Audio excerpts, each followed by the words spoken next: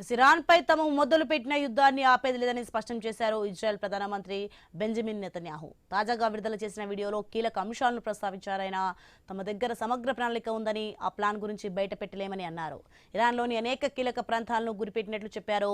ఇరాన్ ప్రజలను అనగదొక్కాలని చూసేవారిని విడిచిపెట్టేది లేదన్నారు. ఆయుధాలను విడిచిపెట్టిన వారిని ఎలాంటి హాని తలబెట్టబోమని కూడా తెలిపారు.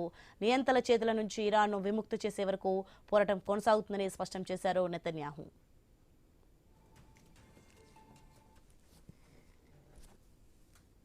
וביחס למה שנעשה בהמשך באיראן, יש לנו תוכנית סדורה עם הרבה הפתעות. לערער את המשטר, לאפשר שינוי. יש לנו עוד הרבה מטרות, ולא אפרט אותן כאן. אבל לפעילי משמרות המהפכה, אלה שרודים בעם האיראני ברחובות, אומר לכם רק זאת. גם אתם על הכוונת. מי שיניח את נשקו, לא יעונה לו כל רע. מי שלא יעשה זאת, דמו בראשו. ולעם האיראני אני אומר, אני מדבר איתכם ועבורכם כבר עשרות שנים. רגע האמת מתקרב, כי איננו מבקשים לחלק את איראן. אנחנו מבקשים לשחרר את איראן, לשחרר אותה מעול העריצות ולחיות עמה בשלום. וביחס למה שנעשה בהמשך באיראן, יש לנו תוכנית סדורה עם הרבה הפתעות. לערער את המשטר, לאפשר שינוי. יש לנו עוד הרבה מטרות, ולא אפרט אותן כאן. אבל לפעילי משמרות המהפכה, אלה שרודים בעם האיראני ברחובות, אומר לכם רק זאת. גם אתם על הכוונת.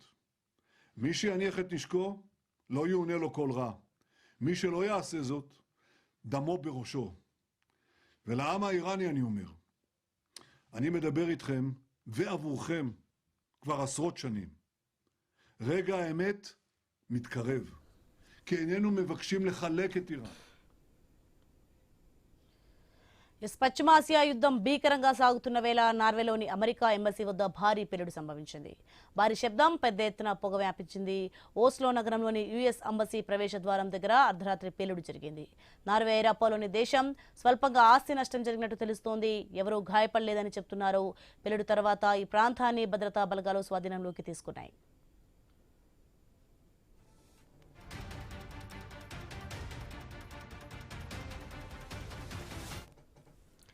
పశ్చిమాసియా యుద్ధం భీకరంగా సాగుతున్న వేళ నార్వేలోని అమెరికా ఎంబసీ వద్ద భారీ పేలుడు సంభవించింది.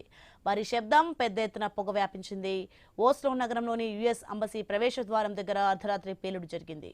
నార్వే ఐరోపాలోని దేశం స్వల్పంగా ఆస్తి నష్టం జరిగినట్టు తెలుస్తోంది. ఎవరూ గాయపడలేదని చెప్తున్నారు.